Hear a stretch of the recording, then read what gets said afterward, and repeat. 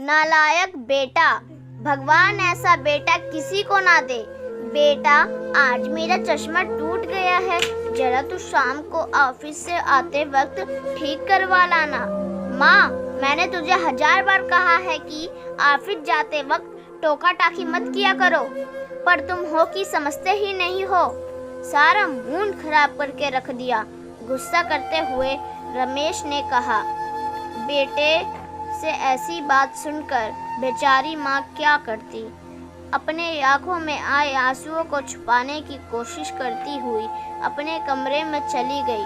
रमेश 3 मंजिला बंगले में बस वह, उसकी पत्नी और उसके 2 बच्चे और उसकी विधवा माँ रहती थी। लेकिन वे कहते हैं ना कि बड़े घर में रहने वालों के दिल बहुत छोटे होते हैं, और बस ऐसा ही कुछ हाल था रमेश और उसकी पत्नी रीता का। रमेश की माँ, जिन्होंने रमेश को बचपन में बहुत ही मुश्किलों से पाला, आज उनका उसी रमेश के घर में बहुत बुरा हाल।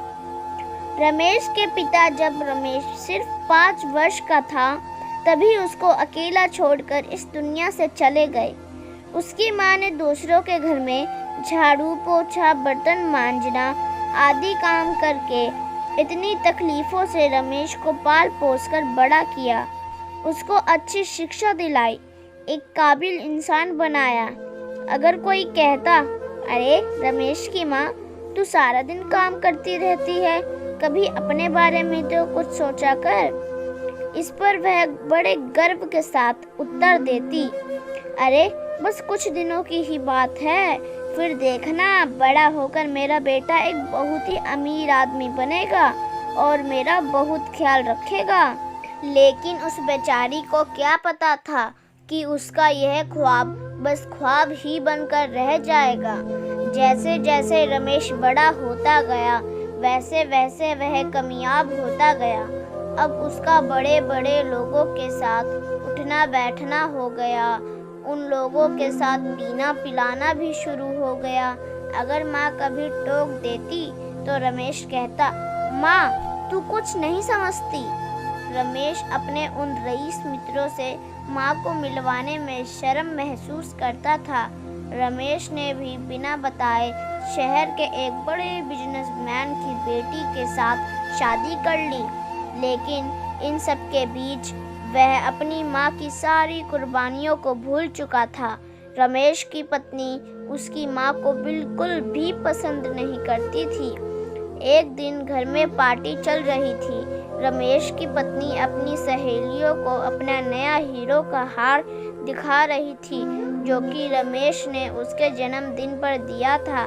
उसकी सहेलियाँ उसकी तो कभी उसकी हार की तारीफ करती नहीं थक रही थी।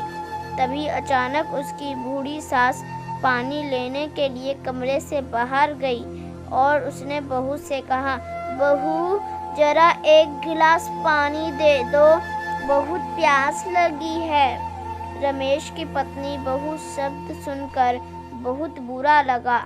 वह मुंह बनाते हुए उठी और अपने सास को घसीटते हुए कमरे में ले गई और बहुत ही तीखे स्वर में बोली, क्या जरूरत थी बाहर आने की।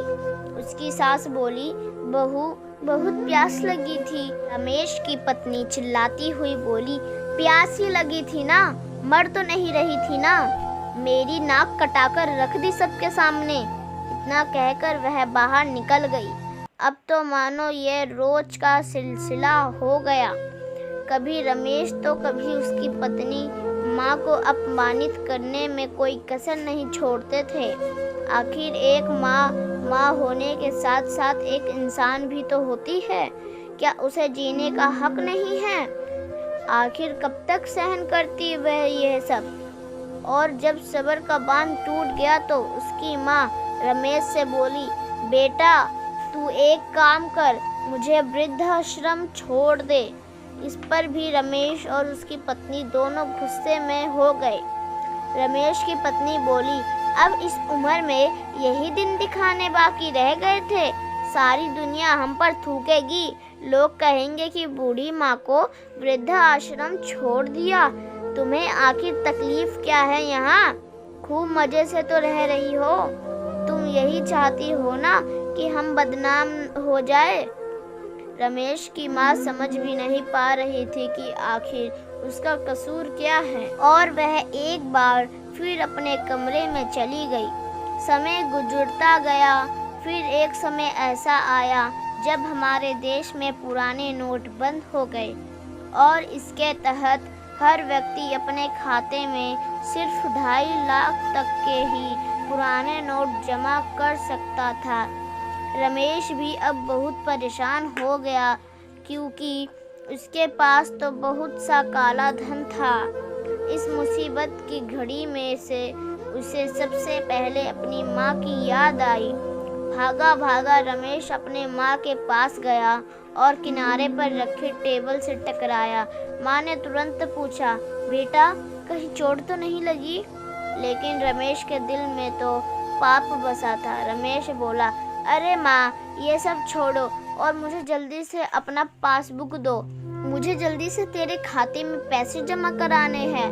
भोली भाली माँ उसकी चालों को समझ ना पाई और उसकी माँ बोली, मुझे पैसों की भला क्या जरूरत है बेटा?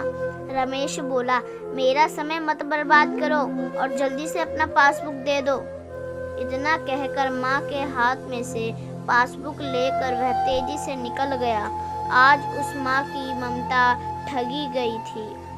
आज उस माँ के आंखों में से आंसू बहते ही जा रहे थे, मानो आज यह आंसू अपने संग सबको बहा ले जाएंगे। माँ ने अपने आंसू पोंछे और बैग अपना सामान भरकर दरवाजे के बाहर चली गई। तभी रमेश की पत्नी ने कहा, कहाँ जा रही हो? इधर रमेश के सामने समस्या थी अपने काले धन को ठिकाने लगाने की। उसने अपने कई पैसे अपने जान पहचान के कई लोगों के खाते में जमा करा दिए, लेकिन गलत तरीके कमाई गई धन को ठिकाने लगाना भी इतना आसान नहीं है। अब जब सभी के खातों में पैसे जमा हो चुके थे तो फिर कोई उपाय ना देख उसने मंदिरों में दान करने की सोची। एक मंदिर से दूसरे मंदिर की चक्कर लगा रहा था, पर कोई फायदा ना हुआ। क्यों उस समय सारे मंदिरों के दान पेटियों को सील कर देने का आदेश दिया गया था।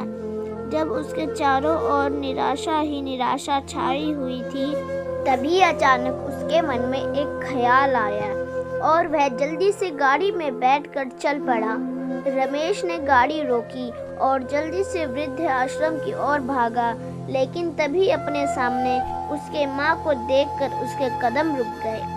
रमेश की माँ ने कहा, बेटे तुम यहाँ से जाओ, इस वृद्ध आश्रम को तुम्हारे पैसों की जरूरत नहीं है। रमेश मुंह लटकाए हुए घर आ गया। अब उसे अपने गलती पर बहुत पछतावा हो रहा था। उसने पैसों के लिए अपनी माँ को छोड़ा, गलत तरीकों से लोगों को परेशान करके पैसा कमाया। जिस पैसों पर इतना घमंड करता था, उसके सारे घमंड अब टूट चुके थे और अब उसने अपनी माँ और उसके प्यार को भी खो दिया। दोस्तों, उम्मीद करते हैं आपको यह कहानी ज़रूर अच्छी लगी होगी। अच्छी लगी तो लाइक और सब्सक्राइब करें और कमेंट करके ज़रूर बताएं और अपने दोस्तों के साथ शेयर ज़रूर करें। हाँ दोस्तों, अगर आप चैनल पर नए हैं तो सब्सक्राइब ज़रूर करना।